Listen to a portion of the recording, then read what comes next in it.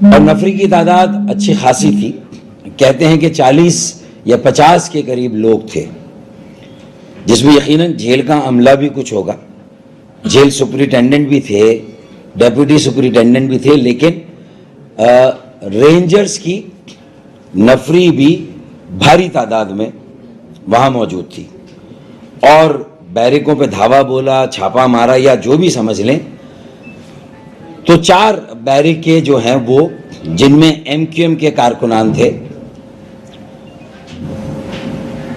جن پر مقدمات ہیں، بنائے گئے ہیں. میں یہ بات نہیں کر رہا ان کی میرٹ پہ کہ وہ جھوٹے ہیں یا سچے ہیں. عدالتوں کو وہ فیس کر رہے ہیں اور انہیں ابھی ثابت ہونا باقی ہے.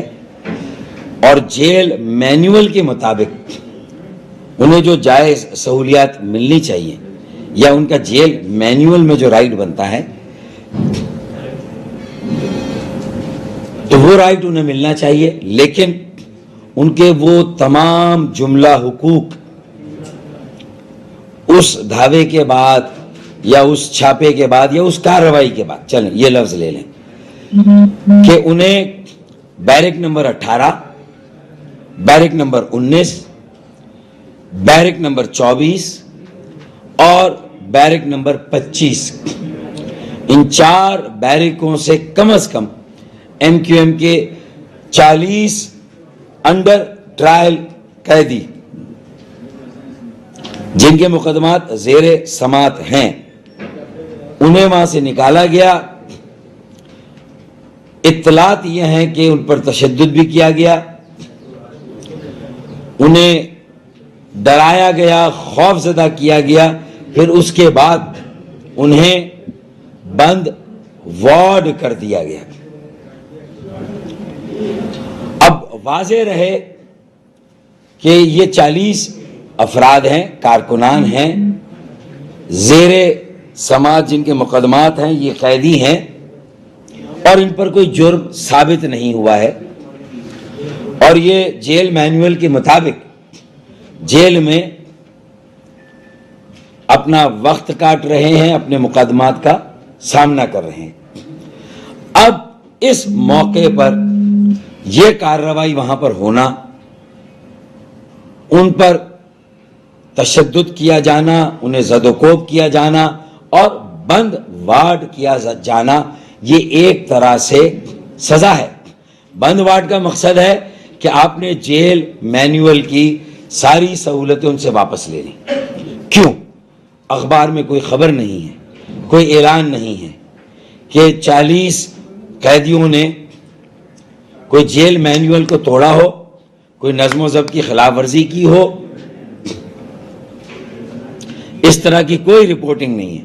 پرسوں شام کا یہ واقعہ ہے، اور اس کا مطلب ہے کہ یہ اطلاعات بھی درست ہیں کہ جہاں ان پر تشدد ہوا، زد و کوب ہوا، رینجرز کی بھاری نفری وہاں موجود تھی، وہیں پر ان سے یہ بھی کہا گیا ہے، انہیں کوئی شاید پرفارما بھی دیا گیا ہے، یہ اطلاعات ہے ہماری، کہ اس پر دستخط کر دیں اور یا تو فلاں فلاں کی حمایت کا اعلان کر دیں، فلاں فلاں کے ساتھ شامل ہو جائیں.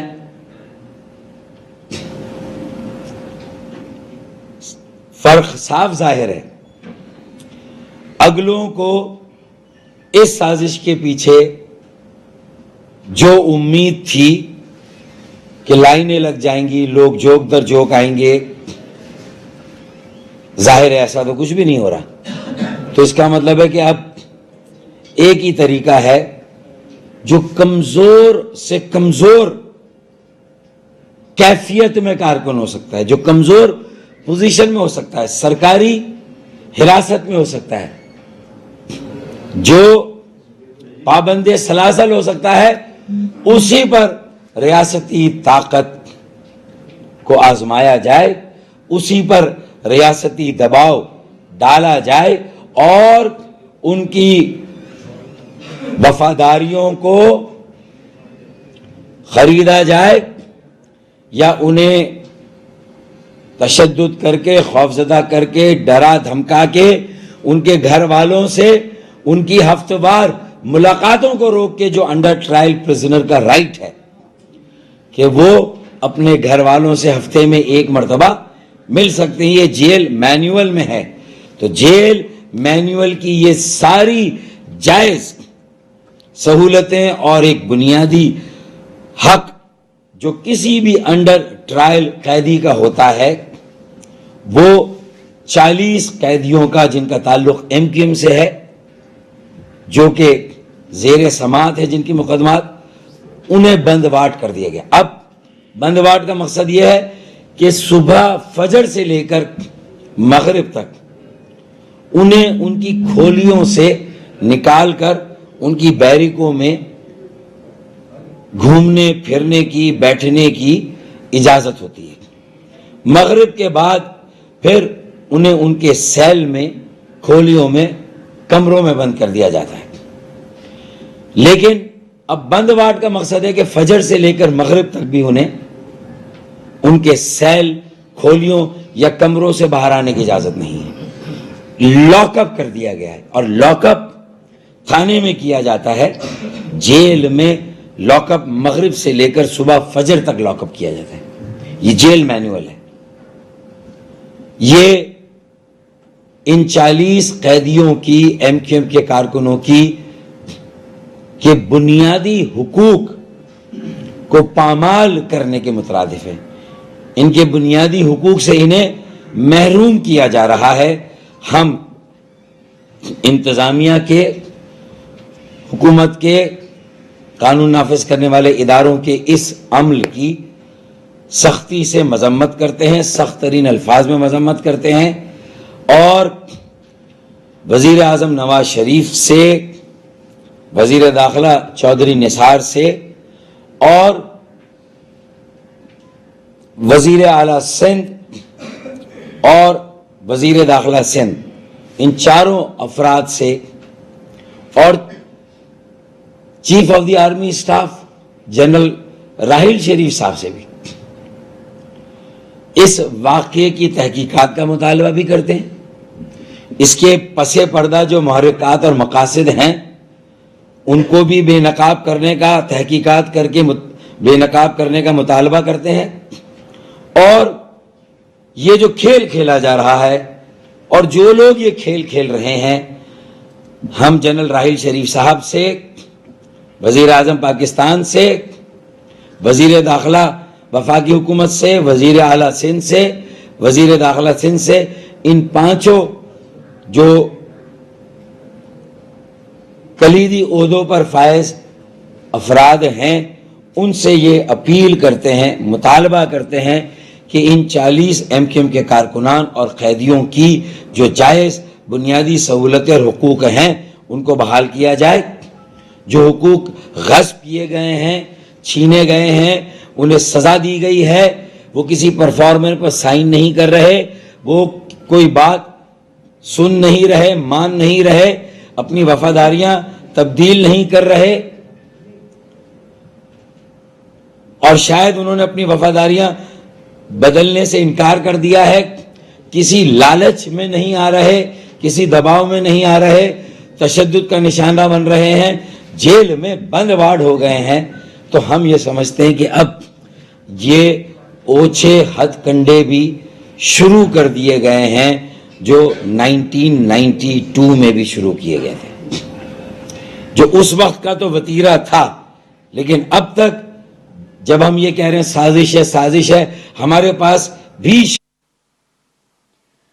متحدہ قومی موومنٹ کے رہنما فاروق ستار اس وقت پریس کانفرنس کر رہے ہیں. اس موقع پہ انہوں نے کہا کہ صورتحال یقینی طور پر 1992 سے مختلف ہے. پرسوں جیل میں ایم کیو ایم کے کارکنوں کی بیرک پر دعویٰ بولا گیا اور 4 بیرکس میں 40 کے قریب کارکنان جن کا کیس انڈر ٹرائل ہے ان کو نکالا گیا، تشدد کیا گیا، ہراساں کیا گیا. لوگوں پر جھوٹے الزامات یا جو بھی سچے الزامات ہیں یا جو بھی ہیں ان کی تلوار لٹکا کر صرف قیدیوں کے ساتھ نہیں بلکہ ہمارے ایم این ایز اور ایم پی ایز، یہ دوسرا موضوع ہے پریس کانفرنس کا، انہیں بھی نامعلوم فون نمبروں سے کالز آ رہی ہیں.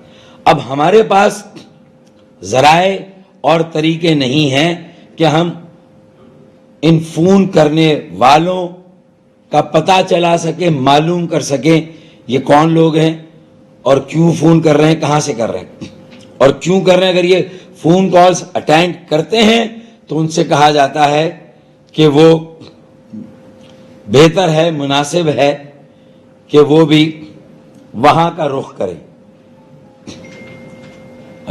پل کے اس پار کا, وہ بھی پل کے اس پار کا رخ کریں اور وہاں جا کر شامل ہوں.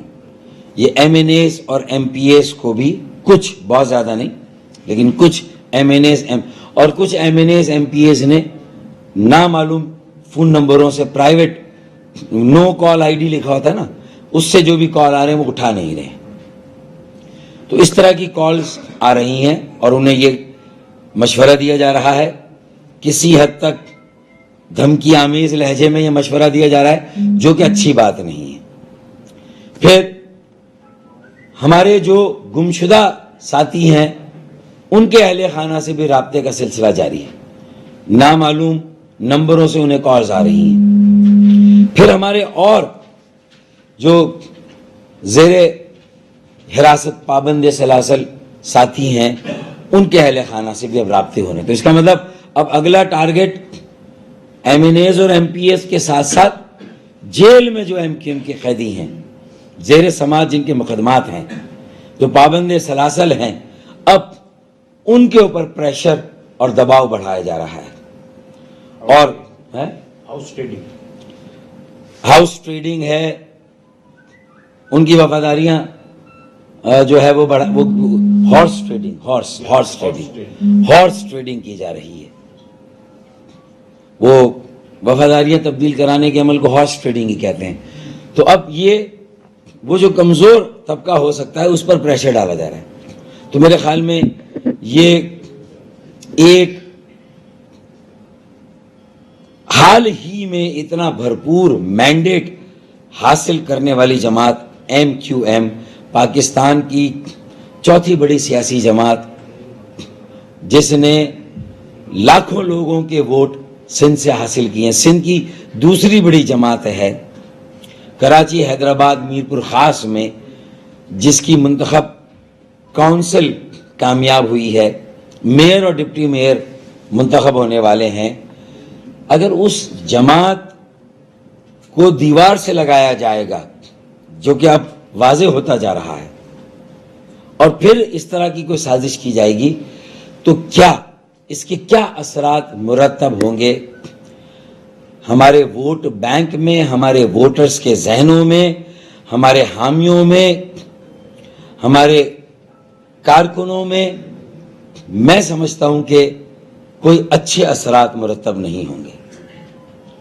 الطاف بھائی کے کارکنان, حامی, جو قائد تحریک الطاف بھائی کے چاہنے والے ہیں, ماننے والے ہیں, جو الطاف بھائی کے کارکن ہیں, جو الطاف بھائی کے نام پر ووٹ ڈالتے ہیں, میں سمجھتا ہوں کہ اب کسی اور ابھی کیا یہ اس عمل کو کیا نام دیا جائے, کیا اسے ڈرائی کلیننگ کا عمل دیا جائے کہ ایک کپڑے دھونے کی مشین ہے, اس میں 750 ایم کیو ایم کے اسیروں کو ڈالا جائے گا اور اس میں سے جب نکالا جائے گا تو وہ سارے الزامات سے دھل جائیں گے اور انہیں آزاد کر دیا جائے گا, اور پھر وہ جا کر کسی کے ساتھ شامل ہو جائیں گے. تو یہ ڈرائی کلیننگ, واشنگ مشینیں لگانے کا یہ عمل, یہ پروسیس اب بند ہونا چاہیے. یہ جو فلم چلتی ہر چند سالوں کے بعد وفاداریاں تبدیل کرانے کی, -1 فارمولے پر عمل کرنے کی. متحدہ قومی موومنٹ کے رہنما فاروق ستار اس وقت پریس کانفرنس کر رہے ہیں. اس موقع پہ ان کا کہنا ہے کہ نہ صرف ہمارے کارکنان کو ہراساں کیا جا رہا ہے, ان کو ان کی وفاداریاں تبدیل کرنے کا کہا جا رہا ہے, بلکہ ہمارے کچھ ایم این ایز اور ایم پی ایز بھی ہیں جن کو ان کی وفاداریاں تبدیل کرنے کے لیے فون کالز کی جا رہی ہیں. ساتھ ہی ان کا یہ کہنا تھا کہ یہ